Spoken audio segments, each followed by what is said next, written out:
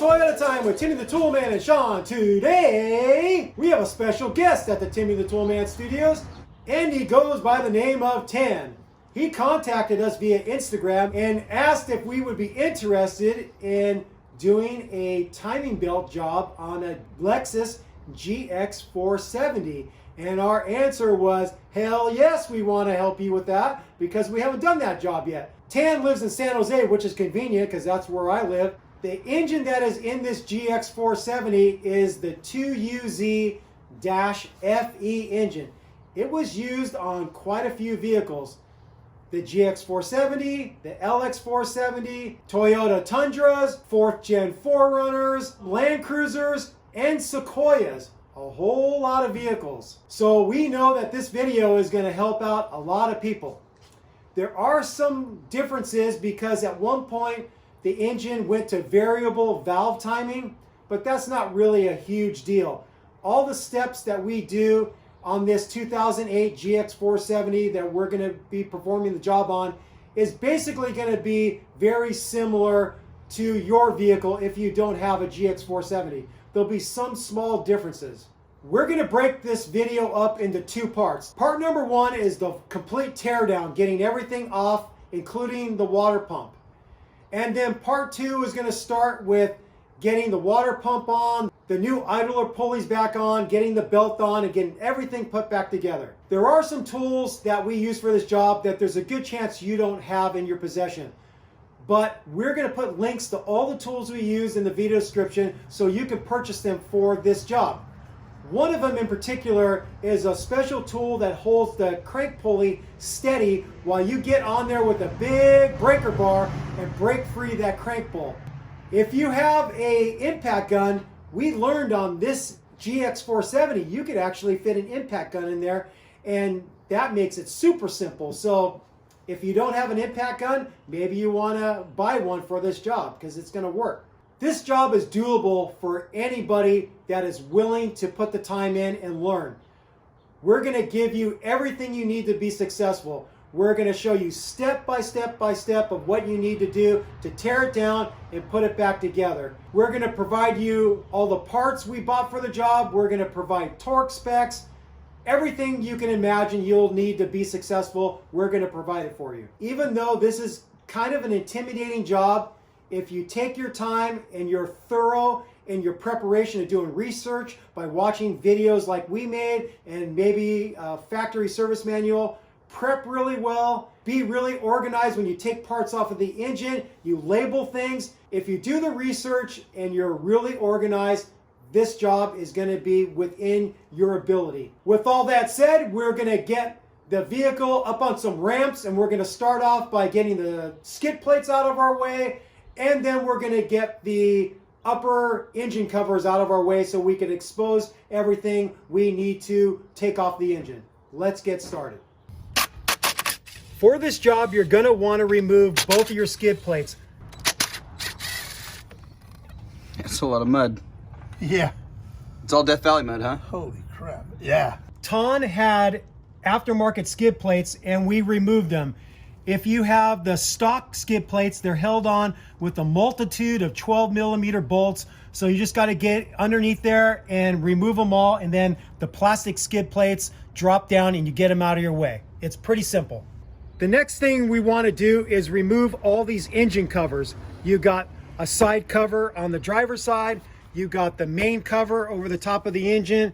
You have another side cover on the passenger side, and then you have this other front cover. The fasteners that hold all these down were pretty much missing. He bought this used, and so they're mainly 10mm bolts, but on this front cover, they're little push clips.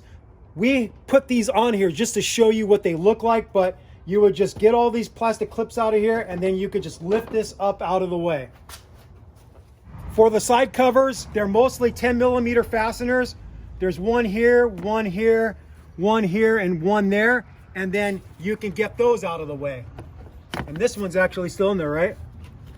Yep. So you get that out of the way. Same thing on this side. They're gonna be a plastic 10mm nut, or you can remove them with a Phillips or flat blade screwdriver. You take off a couple there. There's a clip that goes in here. there's a couple clips that attach it to that front one that I removed first, and then you can remove this one. This center cover is also held on by 10mm nuts. I'm going to zip it out right here. And there should be another one there, but tan is missing that one. And then you could just lift this sucker off. Now we can see the engine perfectly. You want to get all those out of the way so you can work better. We're going to now disconnect the negative battery terminal off the battery so we don't have any power, because we're going to be removing electrical connectors and we don't want to short anything out. The 10mm, and then just wiggle this off, and then now we have no power to the vehicle.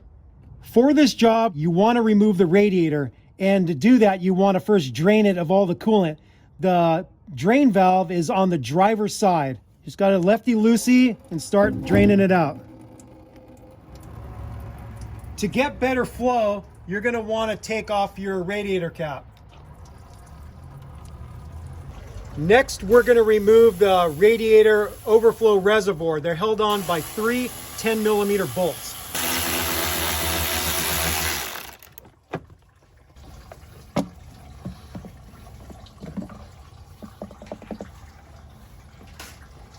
We're going to be replacing this radiator, so we're going to remove the overflow reservoir tube off the radiator. It just clips in right here, and then just twist it off this nipple.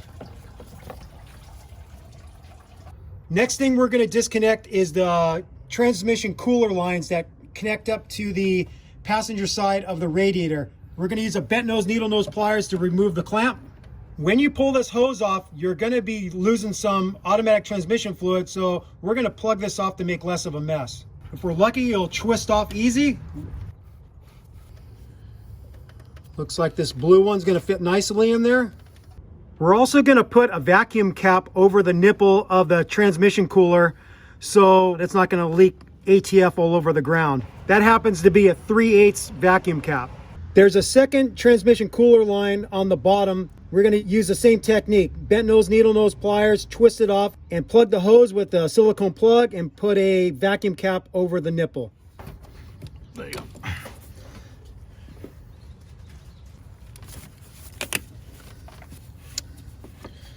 Okay, both transmission cooler lines are disconnected from the radiator and capped off.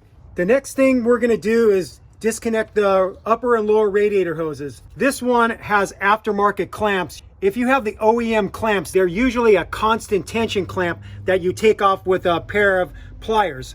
But these are a screw down clamp, and we're going to use an 8mm socket to zip them off. Give it a little twist, and then wiggle that sucker off. For this lower radiator hose, we're just going to disconnect it from the thermostat neck, and we're not going to mess with the connection at the lower part of the radiator because it looks like it's really hard to get to. So we're going to pull the radiator with the lower radiator hose still connected to the radiator.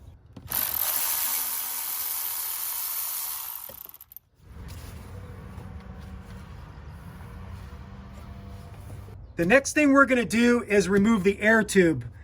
It has a couple hoses connected, one here and then another little one over here. And then after that, we have to remove 2 clamps. One that connects up to the throttle body, one that connects up to the air box.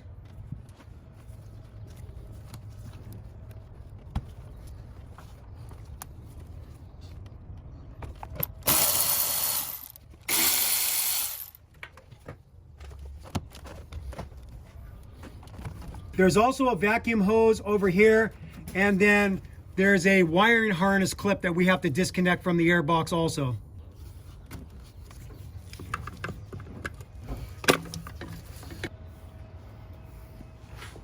We want to be able to remove the fan shroud and the fan clutch as one unit.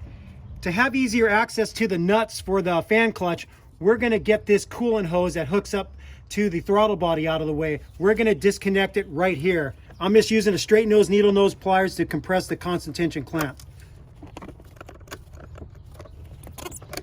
The bent nose might be a little bit better to get it off. Let's see. Maybe not. This got a bad angle. Just I'm backing up into the freaking fan shroud. There we go. I've got these spark plug wire pullers. I'm going to try to get on the hose and twist it a little bit. There we go. I'm going to expect some coolant to come out of here. There it goes. Making a mess. On the passenger side bottom of the fan shroud, there's a clip that holds one of the cooler hoses to it, and I'm going to remove that by getting underneath the clip with just a little pick tool, separate the halves, and then get the clamp to come apart. There we go. And then I could just pull this out of there, and then now this cooler hose is free. Also on the passenger side, there's another clip, the same style. You separate the halves, and now we got the cooler hose free of the fan shroud. We're now going to remove the 4 12mm nuts that attach the fan clutch to the fan bracket pulley. There are special tools that help you hold it steady, but if you don't have a special tool, then what you do is you wedge a pry bar or a screwdriver in there underneath one of the nuts while you loosen another one. And so I'm going to use this medium-sized pry bar. I'm just going to wedge it underneath one of the nuts and then work on another one and see if I can get it loose. Okay, I broke it free.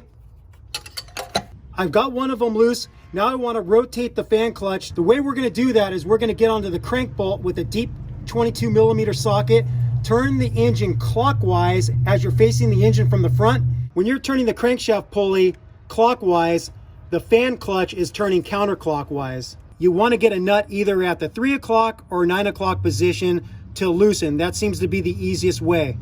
And you hold the one that's pointing straight up at you at the 12 o'clock position with either a screwdriver or a pry bar.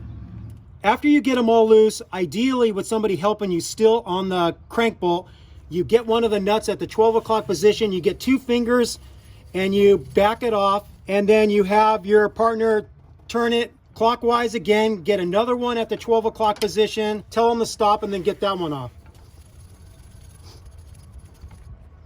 The next thing we're going to do is remove the 2 10mm bolts that attach the fan shroud to the radiator. On the bottom, the fan shroud just slides into a clip, so there's no fasteners technically down there, just on the top. One here on the passenger side and another way over here on the driver's side. We're going to use the Milwaukee gun to zip them out. Now we're ready to remove the fan clutch and the shroud as one unit. You can see that this won't be able to come out with the fan shroud in the way. You might find that the fan clutch is really locked onto the fan bracket pulley. If that's the case, then just knock on it with a plastic mallet and hopefully you can get it free. So now, holding both of them and pulling up, I should be able to get this out. Just like this. Here's a close-up of those clamps that hold the transmission cooler line to the fan shroud. You just have to separate the halves and pull this out to where you can free the hose. Now we're going to remove the 4 12mm bolts that hold the radiator to the body. There's 2 upper ones. This is the one on the driver's side. Similar spot on the passenger side. And then the bottom ones, the way we're going to access it is we're going to go through the fins of the bumper, and the bottom ones you have to go through the frame to get to, right through there. We're going to use my long reach M12 ratchet to zip them out.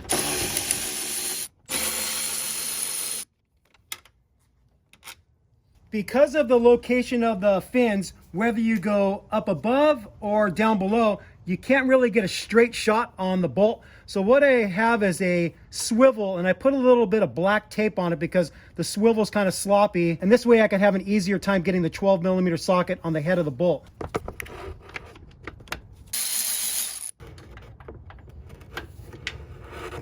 There's a good chance when you take these out, they might fall into the frame. What's going to help you get those out is a telescoping magnet tool. Something like this, to where you can reach in, get onto the bolt and get it out of there. If you have somebody helping you, have them hold the top of the radiator, because as this last bolt comes out, it might want to drop a little bit.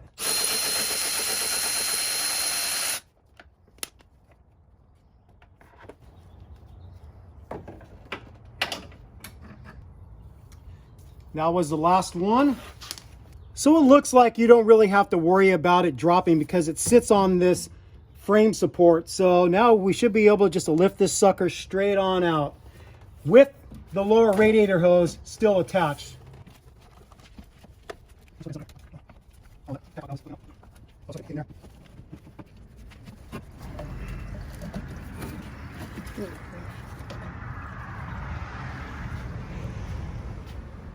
There's a great chance that this still has coolant in it, so we're going to dump this over our coolant catch container. Yep, quite a bit. It's still dripping. It's got a prostate problem.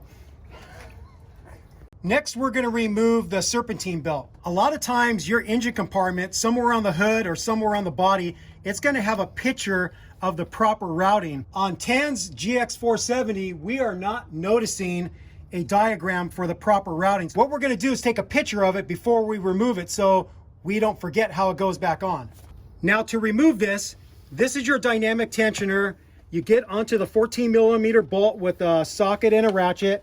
You turn it counterclockwise. That takes pressure off the belt, and then you could simply slip it off.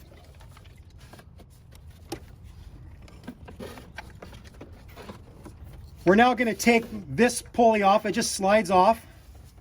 The next thing we're going to remove on the passenger side of the motor is the power steering pump. It's held on with one 14mm nut and two 14mm bolts. The 14mm nut is at about the 12 o'clock position, and then one of the bolts is at about the 3 o'clock position, and then the final bolt is at about the 6 o'clock position. And the way you access them is you turn the pulley to where one of the holes is lined up with the nut or the fastener, and you come in through the hole and get it loose. We're going to use a small DeWalt impact with a 14mm socket.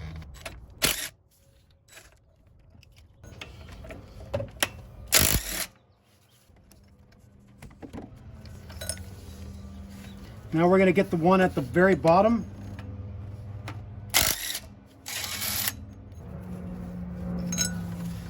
One thing when you're doing this, when you're removing multiple fasteners off one component, you want to compare.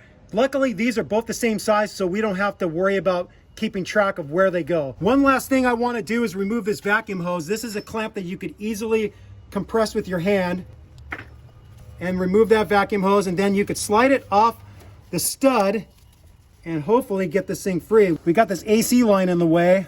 You got to flex it back. You got to put a little pressure on that AC line, and then we could just tuck this out of the way.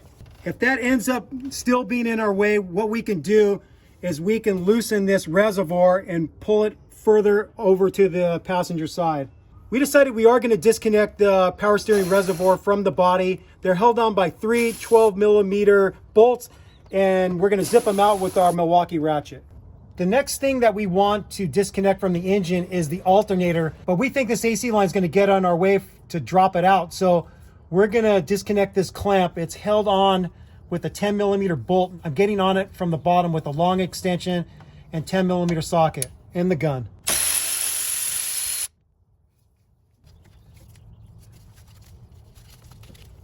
There's another 10mm bolt that holds this bracket to the engine. I'm going to loosen that one too so I can have an easier time freeing this line. Now we could flex this line enough to where we can get the alternator free. There's three fasteners that hold the alternator on. There's a 14mm nut on the top. There's a 12mm nut at the 3 o'clock position. And then closer to the 6 o'clock position, there's a 14mm bolt. And we're going to zip those out with the DeWalt impact gun.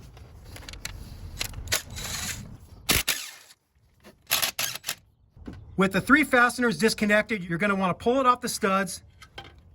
With the alternator pulled out a little bit, now we have a much easier time disconnecting the electrical connectors. We have this connection here, and this is the starter wire that we have to disconnect. So this is just a push tab. You're going to push on it and then pull up. These can be sometimes pretty stubborn. Okay, I got that one out. 10mm socket to loosen that one. And then there's also a bracket on the back that's held on with a 10mm bolt too.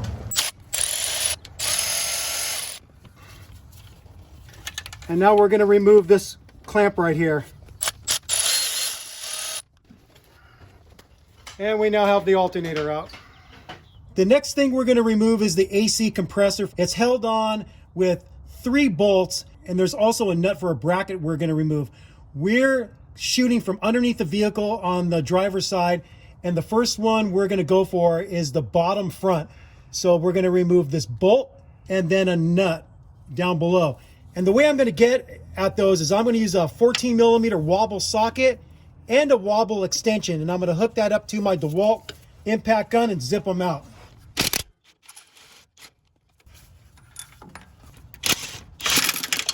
Oh, probably should have removed the nut first.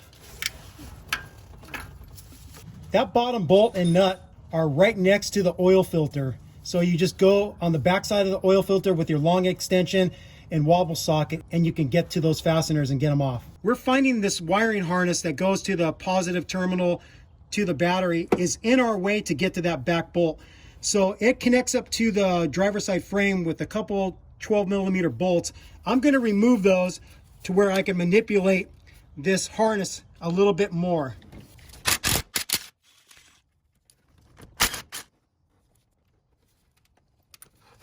Okay, that gives us a little bit of extra movement. Hopefully now that will work to where we can get onto that back bolt easier.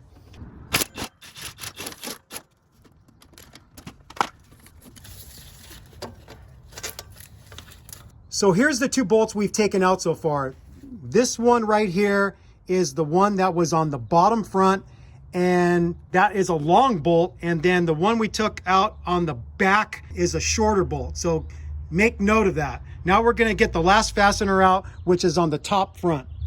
Before we remove that last bolt, we're going to disconnect the electrical connection to the AC compressor. The push tab is facing away from you on the other side. Looks like index finger might be the best way. Push on it and pull up. There we go. Got that disconnected. Now the bolt we have to get to is this last one right here. To break free that last bolt, I'm going to use a long 14 millimeter ratcheting box and wrench. Longer the lever, the more force you can apply. That sucker's on there. If you wiggle the AC compressor a little bit, then you can take a little weight off it. It does have this bracket that holds it onto the fan bracket, but it still is putting a little bit of pressure on it. So manipulating the AC compressor a little bit helps to get this last bolt out. Okay. And then you can see that it didn't drop anywhere. This little bracket on the AC compressor hooks over the fan bracket and it holds it in place. So that's a nice little feature. But to get it free, we just have to lift the AC compressor off, and then we can tuck it over to this driver's side. Okay, and it's just gonna sit there nice and cozy. This is the one that we just removed. That was on the top front. This one right here was on the bottom, and this one was on the top back. These two are the same size. This is the shorter one, so just keep note of that when you're taking these off. Next, we're going to remove this number 2 idler pulley subassembly. It's held on with a 14 millimeter bolt. So you got your bolt, you got your concave washer. You just got to make sure it goes on that way when you put it back on. Just take note of that. Next, we're going to remove the oil cooler pipe. It connects up to the water neck right here. We're going to disconnect a 12 millimeter nut right here. There's a 10 millimeter nut right here, and then down below there's a 10 millimeter bolt. And once we disconnect all 3 of those, then we have to disconnect the hose connections. One at the bottom that attaches to the oil cooler itself, and then we're going to have to disconnect it right up here that connects it up to the water neck.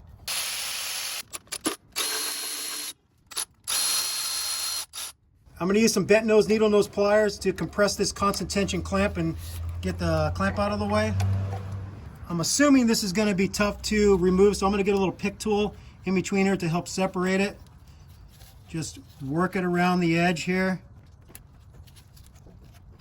It looks like we might want to remove the bottom one first because we have this little stud that we have to free the coolant line of to where we can manipulate it enough to where then we could pull backwards, because this is such a short hose, it's not going to be that malleable. So I'm going to disconnect this one first.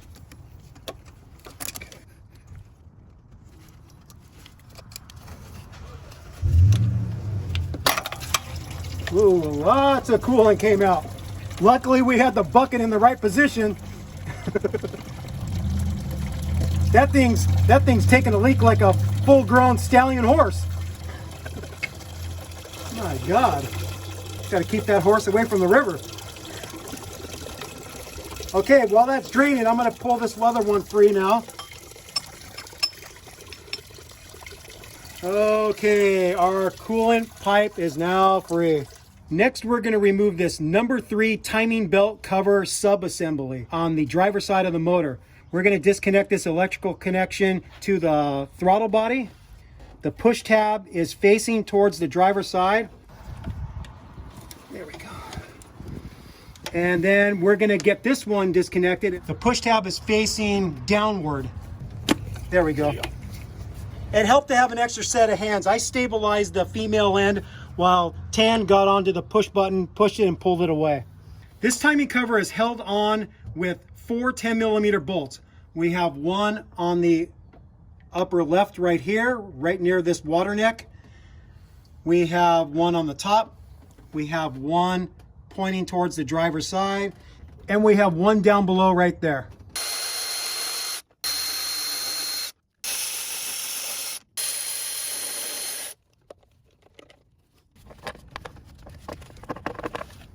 This clip is fighting us. I think we're going to have to disconnect at least at the minimum this clip. So you just get the screwdriver in between there, pry it out. Still doesn't give you a whole lot of room, but maybe enough. I think we're going to have to disconnect this one too. Oh yeah, there it is. On this one, you just pull this little tab out. With a little bit more play in the harness, now we can pull it out a little bit, get this cover out from behind it. And then we're going to disconnect this connector right here with a pair of pliers. Push that through. And then this is the wire that's leading to the connector for the cam position sensor. We could manipulate this, push it through. Now if you go on the front side, you can undo this grommet. And then now you can feed the connector through here. Hopefully, maybe not. Oh, you got this connector, it slides on. How do we get this sucker out? Go back to where you once belonged. Get back, Jojo. It's not going. In order to get this female plug through this timing cover, you have to remove this clip. And believe it or not, this was about a 20-minute fight for us because we didn't want to break it. And we finally wedged a screwdriver in there and got it off. The clip you're trying to overcome is this little one right here on the actual female plug. And you have to get in there and lift it up to where you can free this clip of it. Easier said than done, but now it's out.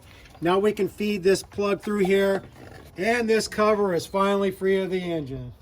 We're going to remove the number 2 timing cover off the passenger side of the motor. This one's held on with 3 10mm bolts and 1 10mm nut. Bolt on the top, bolt pointing towards the passenger side. You have a bolt on the very bottom, and then you have a nut, which is like an acorn nut right there.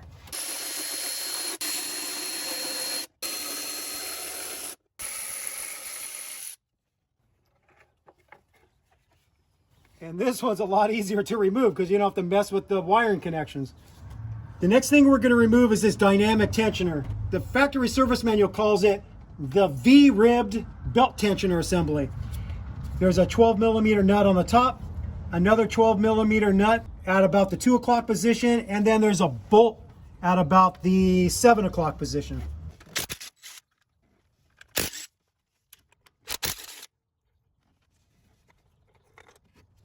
To get the dynamic tensioner out, we first have to remove this number 2 timing belt cover sub-assembly. It's held on with 2 12mm bolts, one on the bottom, one on the top. Both of those bolts are the same length. To pull this off, there is a little lip that hooks up to the dynamic tensioner. You have to pull up a little bit on this plastic cover to free it, and then you can bring it off. Now with that cover out of the way, we could simply pull this dynamic tensioner off.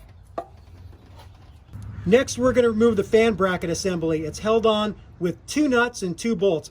One of the nuts has already been removed. We removed this nut when we were taking off the oil cooler pipe. We thought we had to remove it to get the oil cooler pipe off, but we were mistaken. This nut is just one of the fasteners that helps hold the fan bracket onto the engine. We've got a 12 millimeter bolt here, 14 millimeter nut over here, and then down below a 14 millimeter bolt.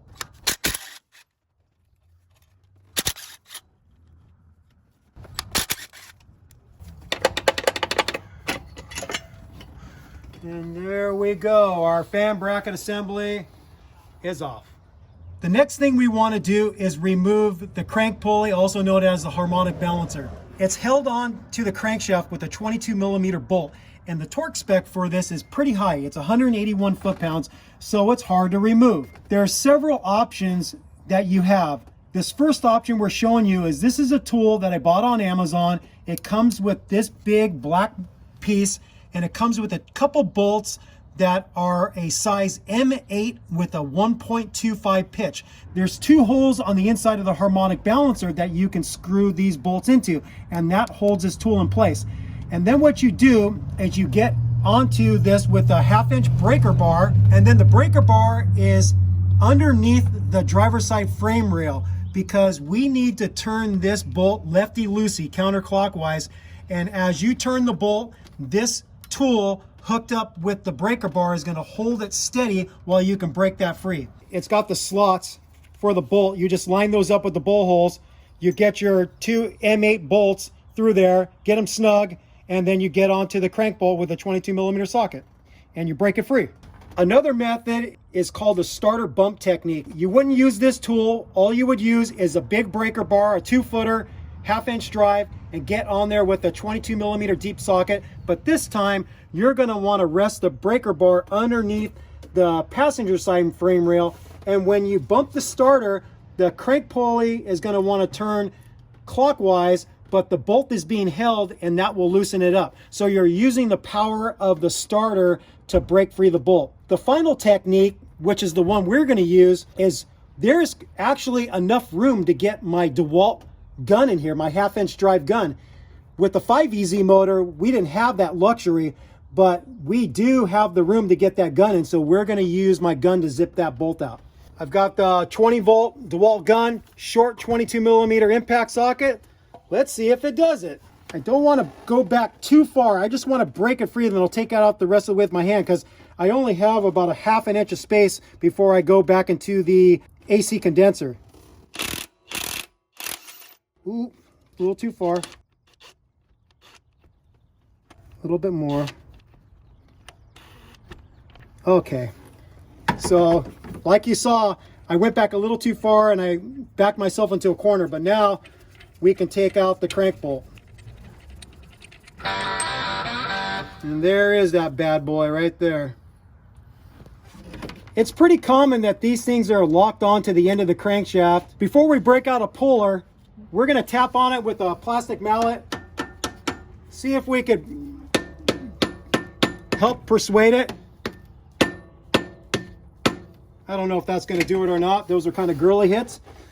That thing is not budging. Some guys will go ahead and get a couple pry bars behind here, and they're basically prying against plastic. I've seen it work, but I'm not going to use that technique. I'm going to get on here with a T-bar puller, using a couple M8 bolts with a 125 pitch, and then I'm going to draw that off with the puller. I've got a T-bar puller from OTC Kit. It's part number 4518. I've got a couple long M8 by 1.25 pitch bolts. They're approximately 100 millimeters long. You thread those into the holes on the harmonic balancer, capturing this T-bar. You want your crank bolt in there, but you don't want the crank bolt all the way tight, because you need to give the pulley some ability to move backwards. If you have the bolt all the way tight, you can't move it anywhere. And I could literally operate this with my hand and it's pulling it off. So that's why that technique of just getting a couple pry bars behind there usually works. Move it as much as you can. When you feel a lot of resistance, that means your pulley is probably bottomed out on the bolt. Back off on the rod of the puller, back off the bolt just a little bit more, and then reset and keep on pulling it off. You want to start off with a lot of threads engaging with that bolt, because in case it's on there really tight, the more threads you have, the less chance you're going to strip the threads on the crankshaft. So that bottomed out again. That's going to back this off quite a bit more. I think now that it's that loose, I think we're going to be able to get it off. I'm going to get this bolt out so I don't ram it into the AC condenser, because then Tan would be very unhappy with me. And then now let's wiggle this thing off, and it's off. Yay! Here's the two holes that you're threading the bolts into. Whether you're using the special tool to break free the crank bolt or you're using a puller to pull the harmonic balancer off, those are the two holes that you're screwing into. And they're a through hole. They go all the way through. Next, we're going to remove the number one timing cover. It's held on by 4 10mm bolts. There's one on the inside here. You're not going to be able to see it. There's one down here. There's another one down below. And then there's another one off to the side right there.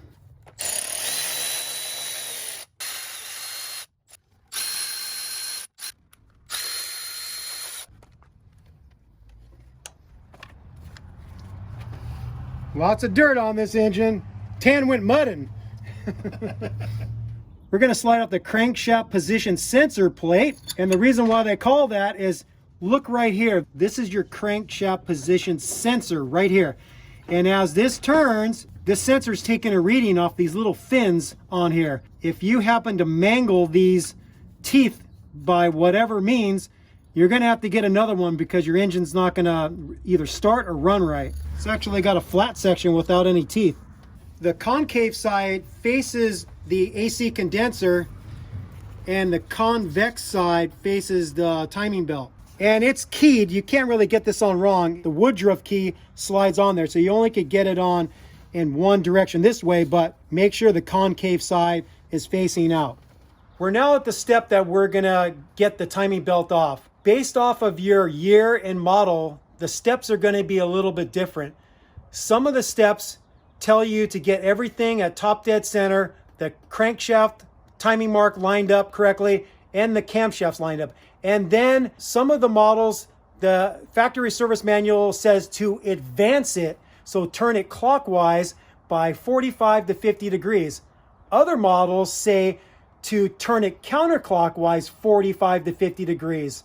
And then yet other models say to do nothing. So what I'm going to do is I'm going to put all the information in either the video description or a pinned comment. And basically, I painstakingly looked up all the different models that have the 2UZ motor, and I got all the information for you. So you'll be able to look up and know whether you advance the timing or you go before top dead center. And the reason for that is, before you take off the belt, you don't want the camshafts at a position where they're ready to jump. And the reason why that's important is because this is an interference engine, meaning the valves can strike the head of the piston. So this is one of those engines where you don't want to push the envelope on replacing the timing belt. You want to be really religious about replacing it at the suggested intervals, because if the belt breaks, your valves are going to slam into the piston heads and you're going to demolish your engine. You're going to have to remove the heads and put new heads on, or get them rebuilt. The nice thing about other engines that are non-interference, like the 5VZ V6 on our third generation Toyota 4Runners, those are non-interference. So if the belt breaks, no big deal. Put a new belt on it and you're good to go. This engine, with it being interference, big problems if it breaks on you. So we're going to pay very close attention to these steps. For this 2008 GX470, you get all the timing marks lined up, the crankshaft and the camshafts, and then you back it off 50 degrees, and that's what we're going to do. You're going to want to get your crank bolt back into the end of the crankshaft, Get on there with a 22 millimeter socket and a 1/2 inch drive ratchet, and then you're looking for the notch in this crankshaft timing gear.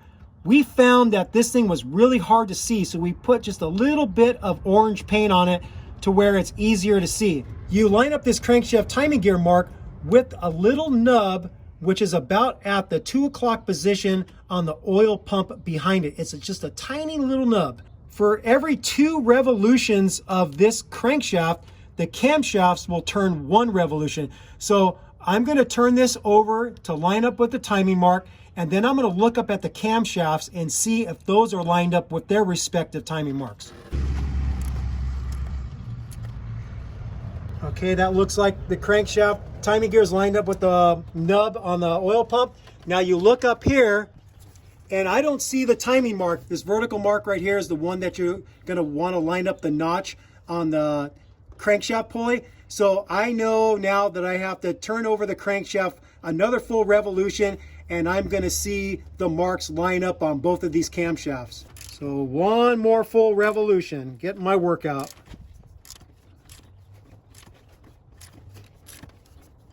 Okay, so this one's coming into view. It's kind of faint, but it's painted yellow. And that's lined up. So we have our crankshaft timing gear lined up with the oil pump mark. We got the right crankshaft pulley lined up with the timing mark behind it. And then we go over here. There it is. It's an orange mark right here. They're all lined up. What these T's are for are a safe spot to turn the cam pulley timing marks to.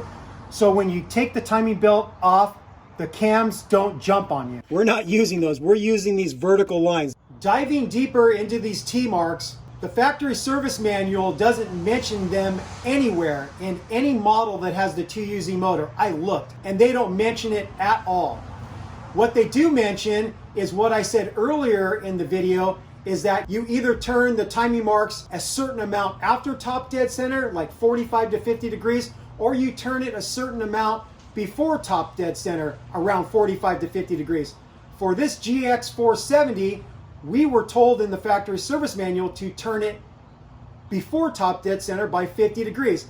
And you're gonna see very soon that it didn't work for us. We took the timing belt tensioner off. We were ready to take the belt off the cam pulleys. As soon as I lifted the belt off the cam pulleys, they both jumped. And that wasn't supposed to happen if the factory service manual was giving us good advice. So because the factory service manual led us astray and didn't give good advice, we did some more research, and we did find that those T marks are supposedly the right spot to turn the cam pulley timing marks to where they are not ready to spring and jump on you. So here's what I suggest you do when you get to this part of the video and you're ready to get your timing belt off. Turn the cam timing marks to the T, get your timing belt tensioner off, and then when you're ready to lift the belt off the cam pulleys, either you get your hand on the cam pulley while your other hand is lifting the belt off, or you get onto the front bolt of the cam pulley with a 19 millimeter wrench, holding it steady while you lift the belt off. And that's so you can test to see, is the cam ready to jump or is it going to stay steady? So if you feel some resistance, then what I suggest you do is just ease the cam the direction it wants to go, whether it's going to go counterclockwise or clockwise, and then let it just sit there. It's fine where it is. And then do the same with the other cam. Grab a hold of it with your hand or a wrench, lift the belt off. If it wants to jump, just ease it to where it wants to go and leave it there. And I think that's the best thing you can do for this 2UZ motor. It's not like we can go out and just do another timing belt job on a 2UZ motor and check this out ourselves. So we're going to be relying on you. So we hope some of you follow our suggestion, use those T marks to move the cam pulley timing marks to, and let us know if it worked well for you, because we want to give the best information possible to our viewing audience in doing this job. All right, let's get back to the video. So our timing mark is kind of pointing at about the 2 o'clock position. We're going to want to back it off 50 degrees, and there really is no mark, but the factory service manual basically shows it lined up where if you drew a line from the crankshaft timing gear, it would come right to the right side of this nub on the oil pump behind it. So I'm gonna back it off and just kind of eyeball it and call it good.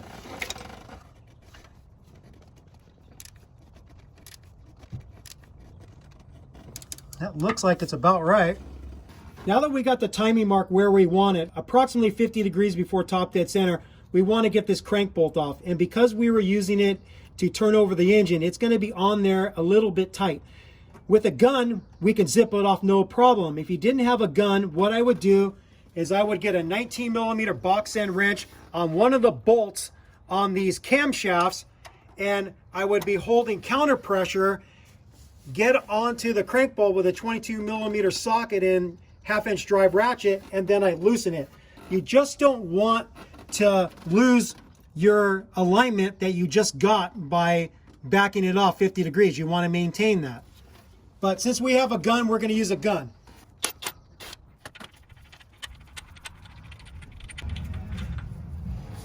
We're now going to slowly back off the timing belt tensioner. It's held on with two 12 millimeter bolts facing downward, so you're going to have to get on your back unless you have a big lift. I'm using a wobble extension because I can't get exactly a straight shot at it, so a wobble extension or a swivel might be handy. And I'm going to back them off a little bit at a time. A little bit of turn on one, then go to the other one.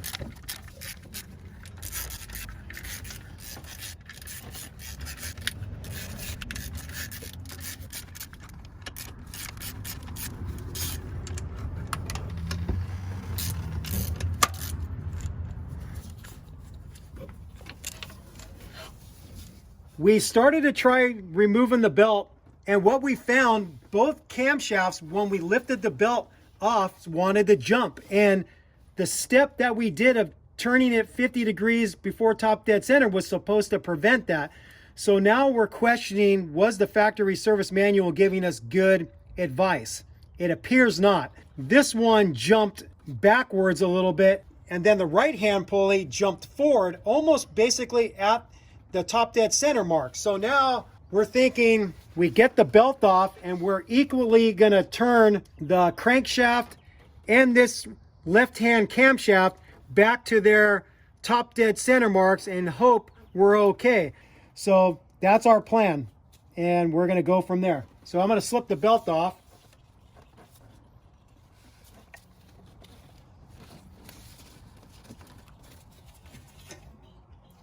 It slipped even some more.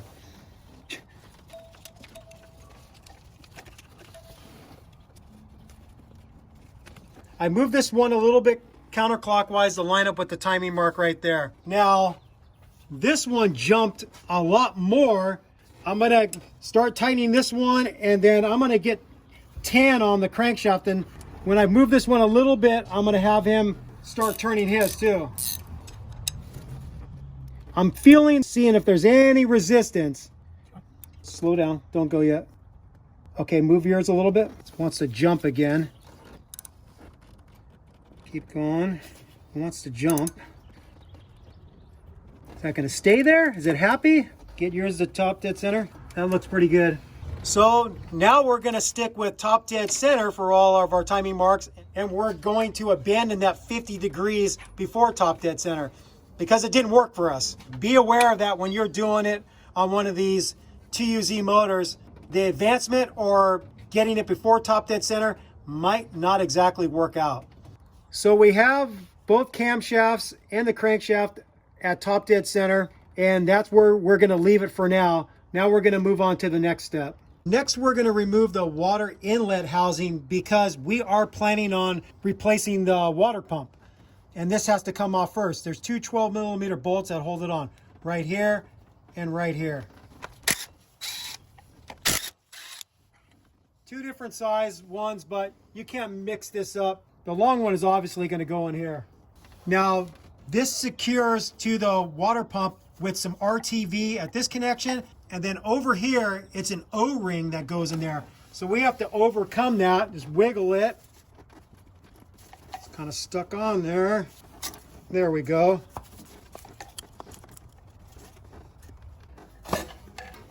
There we go. A little coolant came out. So you see that you got the O-ring here, and then it seals right here with some RTV. To have an easier time getting the water pump out, I'm going to take these two idler pulleys off too. This one right here is the number 2 idler pulley for the timing belt, and the one that leans up against the timing belt tensioner is the number 1 idler pulley. So this one right here is held on with a 14mm bolt, and I'm going to take that out with a 3/8 ratchet. Oh God, that sucker's on there. Maybe we'll use the gun on that one. I'm gonna get on it with the 1/2" ratchet. Even my small gun wasn't doing it. Let's just see if I can knock it free here. There we go.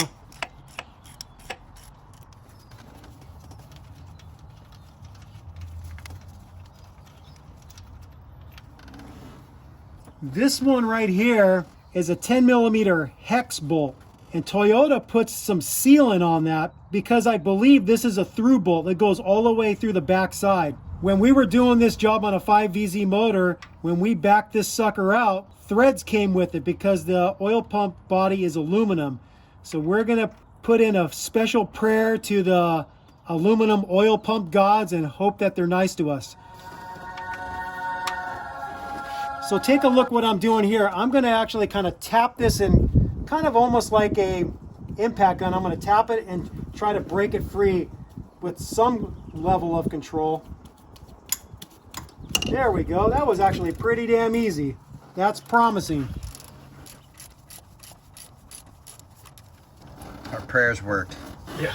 On the 5VZ motor, they had a washer on the back. I wonder if this one's going to have the same thing. Yep, it's got a washer. So we got to remember that and keep that with the bolt. It appears that the wiring for this cam position sensor is going to be in the way of the water pump coming out. So to play it safe, I'm going to remove the cam position sensor so it doesn't get damaged when we're pulling the water pump out.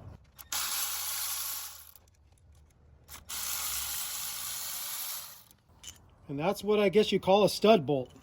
Now we're finally ready to remove the water pump. It's held on by 5 bolts, 2 stud bolts, and then a nut on the bottom right. These stud bolts are pretty long, so a long 3/8 socket isn't going to fit on there. So what I got is a 1/2" drive long socket, and I'm using my 3/8 gun, so I'm using an increaser, 3/8 to 1/2". Let's see how it goes. Let's go for one of the studs first. That was easy. Let's go to the second one.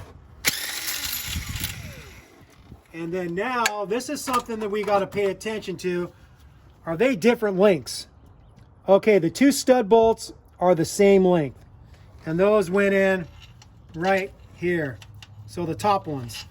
I'm not sure if there's going to be different length fasteners. So what I'm going to use as a template is just the new water pump. I'm going to slide the fasteners in there as I take them off. Another thing you could do is you could draw the outline of this on a piece of cardboard, punch out the holes, and then as you take them off, you could punch your bolts and stud bolts into the cardboard. But I'm going to do it this way for now. That up there. Those look like the same length. We've got 3 more bolts and 1 nut on this driver's side. That's the upper one. That looks like the same length too. That also looks like the same length. And then the last one is a stud, and so that's just going to be a nut. I'm assuming this is going to need a little persuasion. I'm going to tap right here with my rubber mallet. Well, we know we got a little separation because coolant's coming out of the block. So let me see if I can wiggle this thing now. Yep, you just need a little persuasion. You're going to want to get your bin underneath there. What's hanging this up? Why is it not coming on? We had some difficulty getting the water pump broken free, and what Tan noticed is there's a pipe that comes in from the backside and it seals to this water pump housing with a rubber O-ring, and that's what was fighting us. We finally figured it out. So it's right behind there, so I just kept on almost like jackhammering, pulling it back, pulling it back, pulling it back. It finally broke it free, and then now we can get this sucker off. What I did to assist is I sprayed a little bit of penetrant. I used Croil. I shot it in from the front, and that seemed to help. There's a rubber O-ring right there on this pipe that slides into the back of the water pump housing, and the new water pump comes with a new O-ring. The water pump seals to the engine block with a metal gasket, and it does have a little bit of rubberized material on there to make a seal. So I'm just going to pry it up and get this thing out of there. And we slide it off the stud, and there's our water pump gasket. We're now going to replace the crank seal because Tan bought one, and why not? We're in here. This crankshaft timing gear could possibly be locked onto the end of the crankshaft, and if that happens, you can pull this off just like you pull off the harmonic balancer. These holes on the crankshaft timing gear are an M6 bolt with a 1.0 pitch. And so if you found it doesn't slide off easy like this, you could get on there with their puller with 2 M6 bolts, and then you can draw it off. And you can see there's your woodruff key right there. Or on this crankshaft, I don't know if they call it a woodruff key, but on the 5EZs they call it a woodruff. And that's your seal right there. We're going to use a Lyle seal puller to get that out. So here's the Lyle seal puller. I have a specialty crank and camshaft seal puller kit, but what I like about the Lyle one is the little right angle tool that you get in between the crankshaft and the soft sealing lip of the seal. It's a lot narrower, a lot finer tool. So that's the reason why I like using this, because it slips in easy on the seal. Then you rotate it and you get it hooked behind the metal part of the seal. And then this is your fulcrum point, and you push and you pull the seal out. You get the curved end of the tool right up against the crankshaft. You push it into the seal. I push it in, then I rotate, and then now that is sitting right behind the metal part of the seal. And then I'm going to push. Let's see, where am I going to push first? That's not doing it either. Well, that didn't exactly work. Try another spot. There, we got a little daylight there. There we go. Okay, the crank seal's up. Here's our new crankshaft seal, and it has 2 distinct sides. This is the front side. This is the back side. The back side is the side where you can see the little spring. So it goes on with the spring facing the engine. You could use motor oil. I'm going to use just multi-purpose grease. The reason for this is because this new seal is dry. So when the engine first starts up and before the oil pressure builds up, that seal that's dry might take excessive wear on that initial startup. So we're going to just put a little bit of multi-purpose grease on the crankshaft itself, and then we're going to put a little bit on the seal too. Sometimes these seals actually come with a little grease on them, but this one didn't, and this actually is a Toyota seal. And then we're just going to slide this on there. You're going to want to make sure that this area is really clean. So his engine was kind of dirty, so I sprayed some brake cleaner on a rag and I cleaned it up really good before we're going to put this new seal in. There's a natural stop that you can't drive it in too far. The directions say that you drive this in to where it's flush with the oil pump housing, but I pretty much think that's where it's going to end up when you drive it in fully. We're going to use this camshaft and crankshaft seal kit that I have. The gold ones are the ones that are going to make contact with the seal, and you want to pick one that fits the outer diameter of the seal the closest. You don't want it bigger than the seal, but you want it as close to the diameter.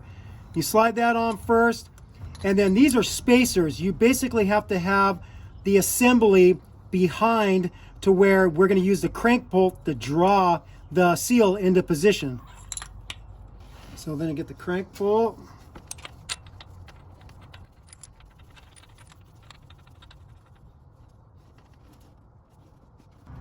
I'm using a very light amount of force. I just want to get it to where the seal bottoms out and stop and go no further. So that's almost looking like it's equal to the pump housing. It actually could go in further. Let's see. It looks like it's all the way in. But the rule of thumb is it is kind of good to get the seal riding in a new position on the crankshaft, because the rubber of the seal can wear a slight groove into the steel over time. So it's actually not a bad idea to position the seal in a new position where it's not going to be riding on the same exact spot as the old seal. So I think we're going to go in all the way with this one. You might be wondering, are we now going to replace the camshaft seals? And the answer is no, we're not, because this engine is a totally different animal than the 5VZ motor that we did a timing belt job on. It was a simple fact of removing the camshaft pulley and then getting access to the seal. Pretty simple. But this, you actually have to pull the valve covers off. You have to remove the whole camshaft, because the seal goes on the inside there, but it goes in after the gear that meshes with the other camshaft. You got two camshafts, intake and exhaust camshaft, and so you literally have to pull the whole camshaft out on each side to replace the seal. And we don't feel like doing that, so we don't see any signs of leaks, so we're just going to hope it doesn't leak in the near future and keep our fingers crossed. We'll deal with it at another time if it happens. All right, this is the end of part one. Join us in part two, where we get everything back on the motor. See you there. See you there.